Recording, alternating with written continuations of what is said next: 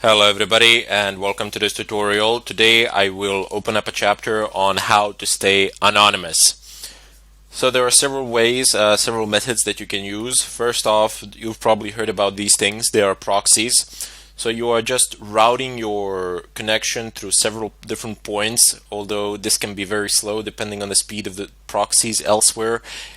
And you also know nothing of the other side. You know nothing of the servers through which your packets are going. So that can be risky, but then again, if you're just scanning something, if you're nmapping a network, if you're using nmap to footprint a network, why do you care? It's not of importance.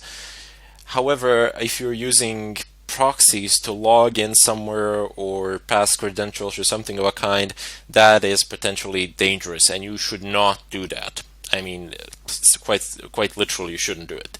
The other option is to use some sort of VPNs and to encrypt your networks, to encrypt your traffic between you and the VPN service provider.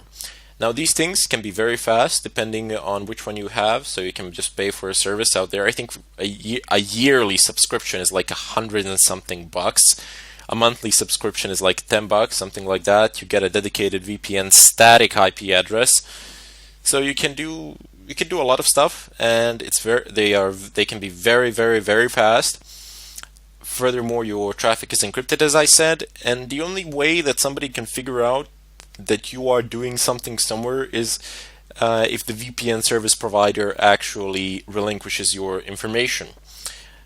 However, this does not happen that often. This is very difficult to attain, especially if you get a VPN in certain parts of the world where they just generally don't give these sort of information out, but I wouldn't recommend doing that for white hat hacking, primarily because there isn't a need to stay anonymous to that extent.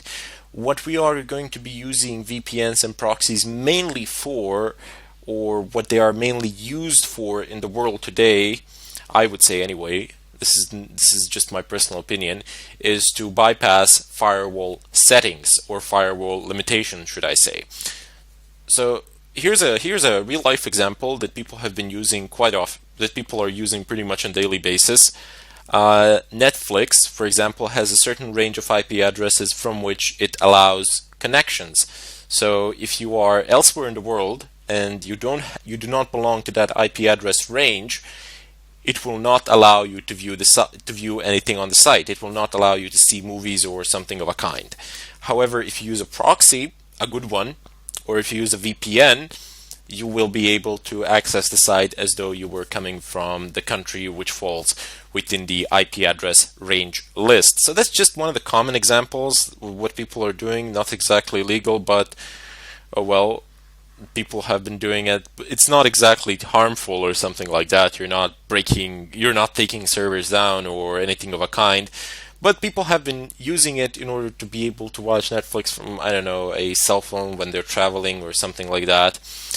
In any case, there are numerous other examples when you want to bypass certain firewall settings. Primarily, you bypass the IP range lists, which are allowed to access a certain server or something like that. But also, for example, if you have a certain server whose traffic is mainly generated from a single area, from a single country, and you do not want to be, for example, scanning it from, I don't know, an IP address that belongs to the area in China or something like that, because those IP addresses, they look very differently. I mean, of course, they're written the same, but any network administrator, as soon as they see that IP address of that kind, that is far away from their geographical area, they will know that it's an anomaly of some sort and that it doesn't belong there, and they will be intrigued. They will start looking.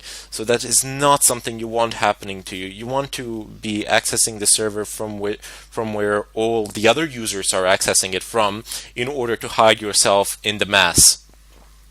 In any case, that is what we shall be doing in this chapter and a few other things. But for the time being, for this tutorial, I want to show you how you can actually access the dark web, or the hidden web, whichever way you wish to refer to it. Now, the rumor is that the dark web is a lot bigger than your regular internet. That there's a lot more information there. and I use its resources. A lot of people do. There are some very nice forums where you can get a lot of good stuff.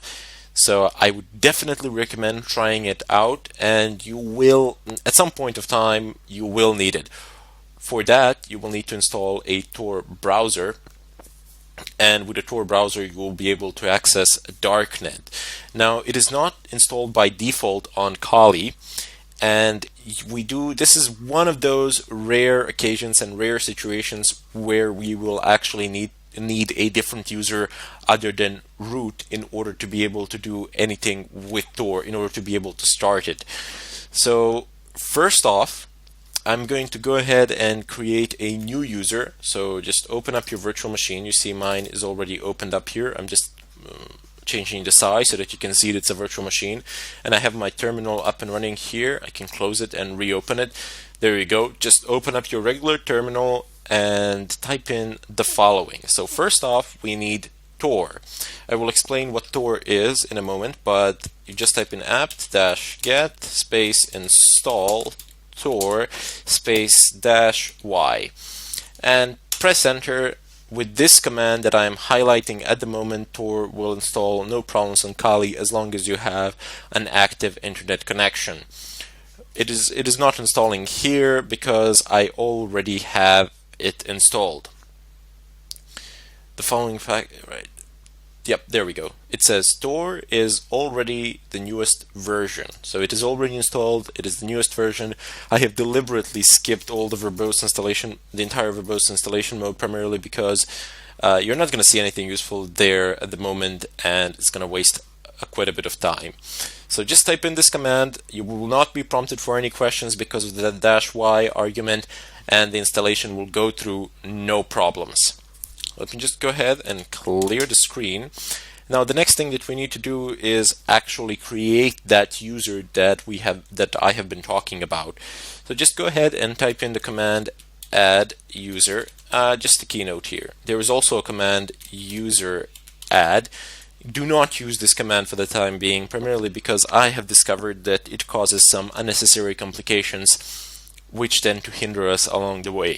So just go ahead and type in add user space, and now you can name your user whatever you want. You cannot use capital letters, if I remember correctly. That's the rule in Debian systems. So I'm just going to call my user random. I'm not going to call him random. I'm going to call him, how shall I call him? I'll call him test. Here, my user will be test. And there we go.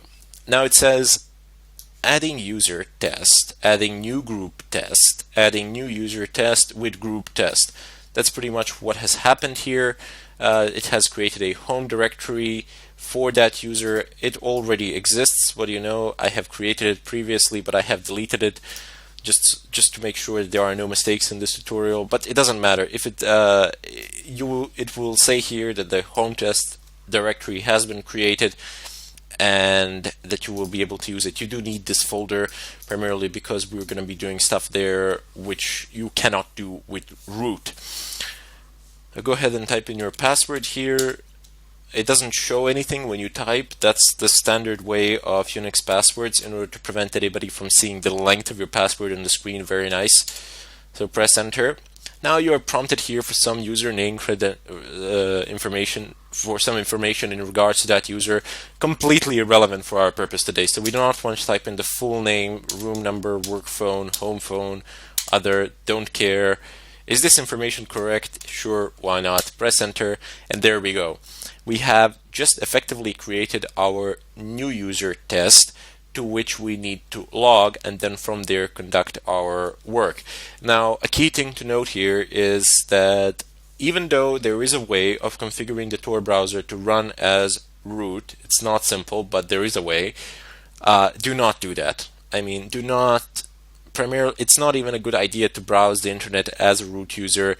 You can, if you pick any sort of viruses up, any sort of malicious code, it's going to run as root. So you don't want that on your system. You do not want to compromise it in such a way.